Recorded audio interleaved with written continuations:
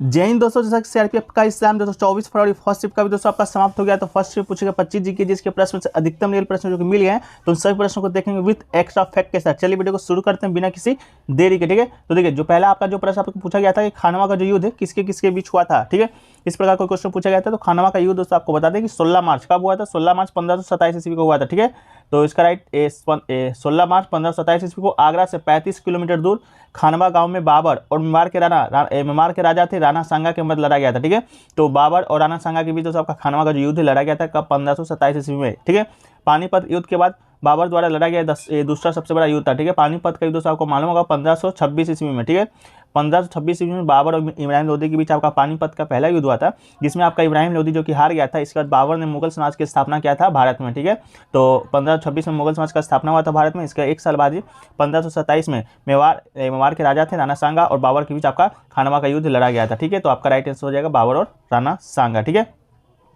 चलिए अगला जो क्वेश्चन देखिए पूछा गया दोस्तों आपका कि दीवाई जो चंद्रचूड़ है भारत के मुख्य न्यायाधीश के तौर पर किसको रिप्लेस किए हैं, इस प्रकार का क्वेश्चन पूछा गया था।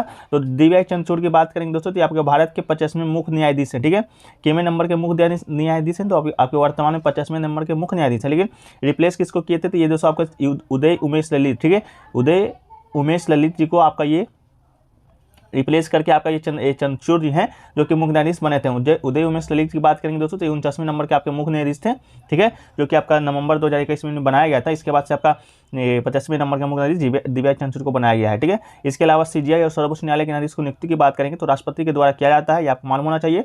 इसके अलावा संविधान का अनुच्छेद की बात करेंगे तो अनुच्छेद 124 के खंड 2 के तहत किया जाता है। ठीक है, इसका नियुक्ति सीजीआई का या सर्वोच्च न्यायालय के न्यायाधीश का, दोनों का नियुक्ति। ठीक है, तो यही सभी फैक्ट्स को आप याद रखिएगा। एक क्वेश्चन ये पूछा गया था कि हिमाचल प्रदेश की विधानसभा में कांग्रेस की कितनी सीट है। ठीक है, तो हाल ही में दोस्तों हिमाचल प्रदेश में आपका जो विधानसभा का चुनाव है वो आपका संपन्न हुआ था। ठीक है, तो हिमाचल प्रदेश की बात करेंगे दोस्तों तो आपका वहाँ पर कुल विधानसभा में 68 सीट है। ठीक है, 68 सीट में कांग्रेस का जो सीट है आपका 40 है। ठीक है, तो इसका राइट आंसर आपका 40 हो जाएगा। ठीक है, इसके अलावा जो वहाँ का अन्य जो पार्टी है आपका भाजपा है, जो कि जहाँ की सीट आप वहाँ का सीट है भाजपा का सीट है हिमाचल प्रदेश में आपका 25 है। इसके अलावा निर्दलीय का जो सीट है दोस्तों आपका 3 है। ठीक है, तो टोटल दोस्तों आपका 68 को सीट है हिमाचल प्रदेश की विधानसभा में। इसके अलावा वहाँ के जो मुख्यमंत्री हैं आपके मुख्यमंत्री सुखविंदर सिंह सुक्खू। ठीक है, जो कि कांग्रेस के हैं, वो आप देख भी सकते हैं कांग्रेस का जो ज़्यादा है तो वहाँ का मुख्यमंत्री भी आपका कांग्रेस का ही होगा।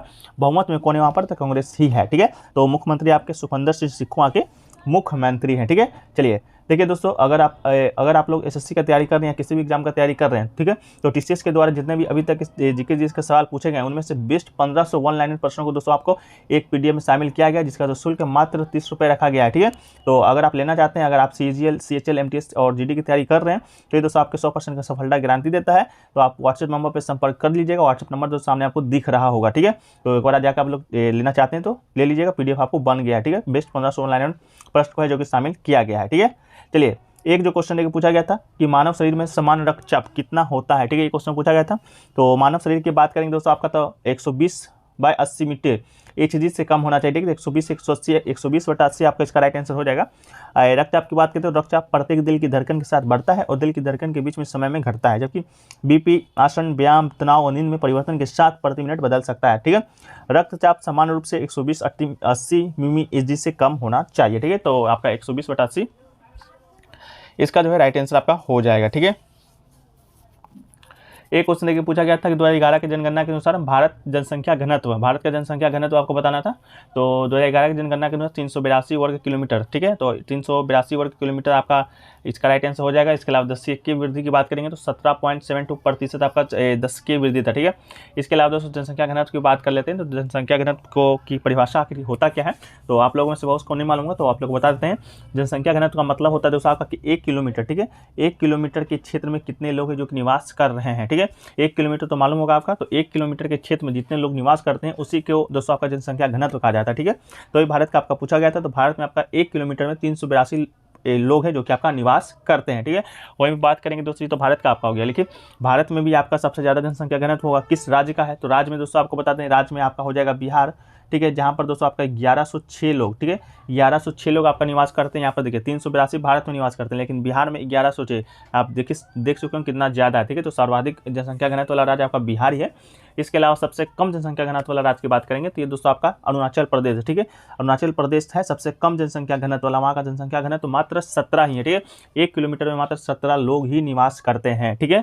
इसके अलावा ओवरऑल बात करेंगे केंद्र शासित प्रदेश और आपका क्या हो जाएगा राज्यों में, तो केंद्र शासित प्रदेश और राज्यों में सबसे ज़्यादा जनसंख्या घनत्व तो आपका दिल्ली का है, ठीक है। तो आपका दिल्ली का जनसंख्या घनत्व केंद्र शासित प्रदेश और राज्यों में है, लेकिन राज्य पूछेगा तो बिहार हो जाएगा, ठीक है। इस बात को आप याद रखिएगा, ठीक है। इसके अलावा 2011 की जनगणना की बात करेंगे, इसके ऊपर हम वीडियो भी बना चुके हैं, तो आप लोग जाके एक बार प्ले चेक कर लीजिएगा वीडियो, उसमें से ज़्यादा जो प्रश्न आपको देखने को मिलेंगे, ठीक है। इसके अलावा जनसंख्या में आपका सबसे ज़्यादा जनसंख्या किस राज्य का है, तो ये दोस्तों आपका उत्तर प्रदेश का है, और सबसे कम जनसंख्या आपका सिक्किम का है 2011 की जनगणना के अनुसार। बाकी आपका जो प्रश्न है वीडियो में शामिल कर देगा, वीडियो दोस्तों आप लोग एक बार जाके देख लीजिएगा तो आपका सही हो जाएगा, ठीक है।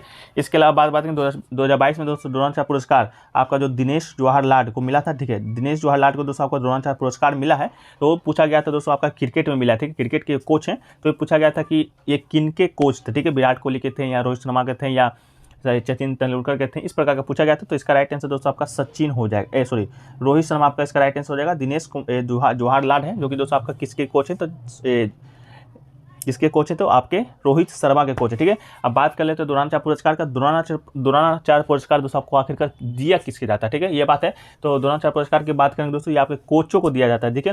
प्रत्येक खिलाड़ी का आप एक कोच होता है, आप सुने होंगे विराट कोहली के कोई कोच हैं, सचिन तेंदुलकर के कोच हैं, उस प्रकार का रोहित शर्मा का कोच है जिन्हें द्रोणाचार्य पुरस्कार दिया गया है। तो ये दोस्तों आपका सिर्फ कोचों को दिया जाता है, ठीक है, प्रत्येक खेलों में।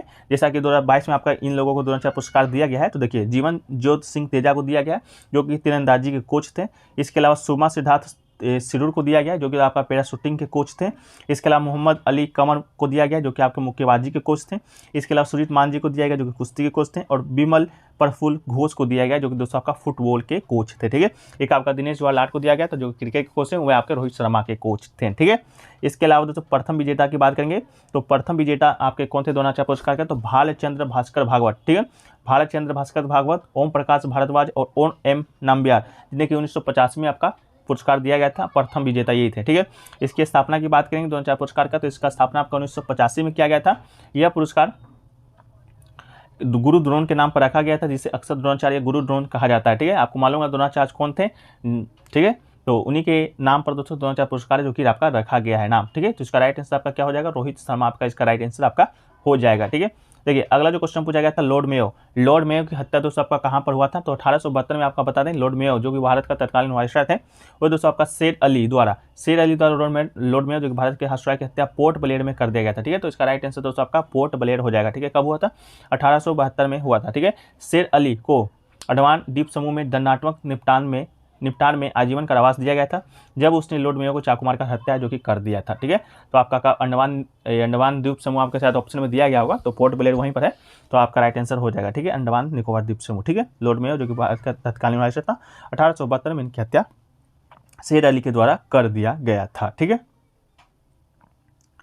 एक जो क्वेश्चन लेके पूछा गया था कि रिजर्व बैंक जो इंडिया है उसकी स्थापना किस आयोग के द्वारा हुआ था, ठीक है। तो भारतीय रिजर्व बैंक दोस्तों आपको मालूम है भारत का एक केंद्रीय बैंक है जो बैंकों का बैंक कहा जाता है, कि स्थापना हिल्टन आयोग के द्वारा हिल्टन आयोग की सिफारिशों के आधार पर किया गया था, ठीक है।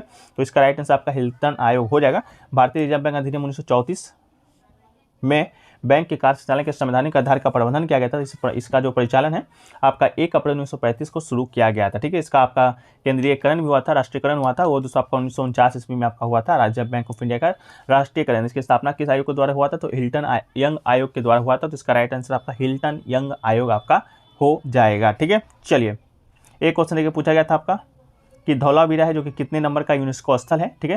धौलावीरा आपको मालूम होगा पहले के शिफ्ट में ये क्वेश्चन आपसे पूछा गया था। धौलावीरा की बात करेंगे, ये दोस्तों आपका गुजरात में स्थित एक हड़प्पा स्थल है धौलावीरा, ठीक है। ये दोस्तों आपका भारत का 40वां विश्व धरोहर स्थल है, ठीक है। तो इसका राइट आंसर आपका 40 हो जाएगा। मार्च 2022 तक कोई नई साइट नहीं खोजेगी थी। ये सिंधु सभ्यता का सबसे बड़ा स्थल था, ठीक है। तो ये दोस्तों आपका सिंधु सभ्यता का धौलावीरा जो कि सबसे बड़ा स्थल था। धौलावीरा की बात करेंगे तो आपका गुजरात में पड़ता है। गुजरात कहाँ पर है, तो भारत के पश्चिम में स्थित है, ठीक है। ये क्वेश्चन पूछा गया था।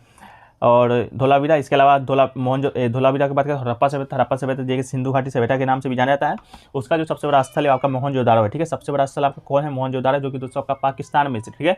अगर भारत के परिप्रेक्ष्य में बात करेंगे तो भारत में जो हड़प्पा सभ्यता का सबसे बड़ा स्थल है वो दोस्तों आपका राखीगढ़ी राखीगढ़ी है जो कि दोस्तों आपका कहाँ पर हरियाणा में स्थित है, ठीक है। तो गुजरात में आपका धौलावीरा स्थित, गुजरात में आपका एक और स्थल है जो कि लोथल के नाम से जाना जाता है। लोथल जो कि दोस्तों आपका गुजरात में स्थित हड़प्पा स्थल है जो कि आपका वहाँ का हड़प्पा सभ्यता का डक याद यानी कि बंदरगाह हुआ करता था, ठीक है। तो ये भी क्वेश्चन पूछा है कि हड़प्पा सभ्यता का बंदरगाह जो लोथल वो कहाँ स्थित है, वो आपका कहाँ स्थित हो जाएगा, तो गुजरात में हो जाएगा, ठीक है। तो मोहनजोदाड़ो सबसे बड़ा स्थल है पूरे हड़प्पा सभ्यता को, आपका पाकिस्तान में है। भारत में सबसे बड़ा स्थल आपका राखीगढ़ी है जो कि आपका हरियाणा में पड़ता है, ठीक है। एक क्वेश्चन देखिए पूछा गया था आपका अनुच्छेद 29 से कोई क्वेश्चन पूछा गया था, स्टूडेंट कह रहे थे। तो अनुच्छेद 29 के अनुसार आप बता दो किसी भी समुदाय के जो लोग हैं भारत के किसी राज्य में रहते हैं या कोई क्षेत्र में अपनी आंचलिक भाषा, लिपि या संस्कृति तो उस क्षेत्र को संरक्षित करने का उन्हें पूरा अधिकार होगा, ये आपका अनुच्छेद 29 कहता है। एक स्टूडेंट धार्मिक स्वतंत्रता का अधिकार भी इस प्रकार का करे तो धार्मिक स्वतंत्रता का अधिकार आपका अनुच्छेद 25 से अनुच्छेद 28 से अनुच्छेद 28 तक के वर्णित है। तो बताइएगा, क्वेश्चन आप लोग एग्जाम देकर आ रहे होंगे तो क्वेश्चन एक्चुअल में क्या पूछा गया था, ठीक है। एक क्वेश्चन देखिए पूछा गया था कि वो वाद्य यंत्र से संबंधित व्यक्ति का नाम दिया गया था, तो ये स्टूडेंट क्या थे, नजीम शाह, लेकिन नजीम शाह नामक व्यक्ति कोई मिला नहीं जो कि किसी वाद्य यंत्र से संबंधित हो। तो आप लोग एग्जाम देकर आ रहे हैं कॉमेंट सेक्शन में जरूर बताइएगा। एक क्वेश्चन देखिए पूछा गया था 2023 में कोयला की निर्यात 2023 में कोयला के निर्यात से संबंधित कोई प्रश्न आपसे पूछा गया था। एक क्वेश्चन आपका प्लांट से भी पूछा गया था, 2-3 क्वेश्चन आपका प्लांट से पूछा गया था, ठीक है। तो जो लोग एग्जाम देकर आ रहे हैं कोई भी क्वेश्चन छूट गया हो तो आप लोग बताइएगा, उसको पीडीएफ में शामिल कर देंगे। पीडीएफ आपको टेलीग्राम चैनल मिल जाएगा। तो एग्जाम देकर जो लोग पक्का क्वेश्चन को जो याद आपको रहेंगे क्वेश्चन जरूर शेयर कीजिएगा कमेंट में, ठीक है। इसके अलावा पीडीएफ इसको लेना चाहते हैं तो पीडीएफ आपको टेलीग्राम चैनल में मिल जाएगा, लिंक डिस्क्रिप्शन में दिया गया, नहीं तो आप व्हाट्सएप नंबर पर संपर्क कर सकते हैं। व्हाट्सएप नंबर आपको सामने दिया गया 9973741666, ठीक है। तो अपना डेट और शिफ्ट लिख दीजिएगा, इसके बाद आपको जो पीडीएफ है जो कि दे दिया जाएगा, ठीक है। बाद बाकी आपको अगर टीसीएस के द्वारा पूछे गए एग्जामों का ऑनलाइन फॉर्मेट प्रश्न लेना चाहते हैं तो आप व्हाट्सएप नंबर से संपर्क लीजिए। शुल्क मात्र 30 रुपये रखा गया, ठीक है। तो आप लोग जाकर वहाँ पर एक बार कर लीजिए। बाकी वीडियो अच्छा लगा वीडियो को लाइक कर दीजिएगा, चैनल पे नए होंगे चैनल को सब्सक्राइब और नोटिफिकेशन बेल को ऑल पे क्लिक कर दीजिएगा। जय हिंद, जय भारत।